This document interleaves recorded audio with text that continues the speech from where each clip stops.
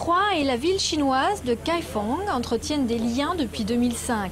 Des liens qui se renforcent puisqu'aujourd'hui, la cité Tricasse recevait entre autres la vice-maire de cette ville de 5 millions d'habitants et qui a malgré tout de nombreux points communs avec notre ville auboise. Nos deux villes, Kaifeng et Troyes, ont plusieurs points communs. Elles ont une longue histoire. Kaifeng a plus de 2700 ans d'histoire.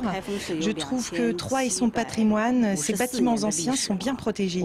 Et nous voudrions profiter de cette expérience et ramener chez nous ce modèle de sauvegarde du patrimoine. Un patrimoine troyen que la délégation a pu admirer au cours d'un déplacement jusqu'à l'IUMP, l'Institut universitaire des métiers du patrimoine. Les villes chinoises ont un patrimoine, notamment la ville de Kaifeng a un patrimoine médiéval historique très intéressant, mais il faut savoir qu'en Chine, il n'y a plus de savoir-faire des techniques anciennes, il n'y a plus de maîtres en fait. Et c'est quelque chose qu'ils cherchent à développer et à améliorer.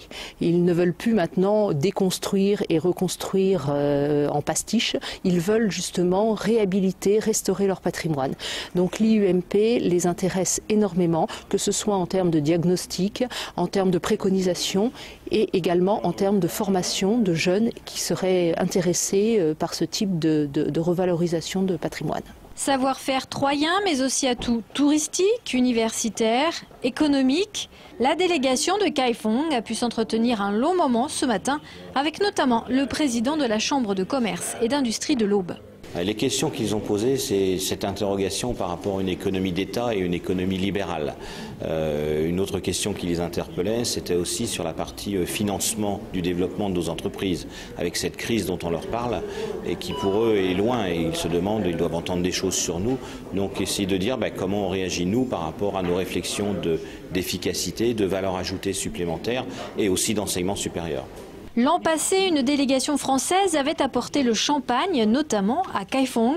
Mais cette année, ce sont davantage des collaborations dans le domaine éducatif qui rentreront avec la délégation chinoise.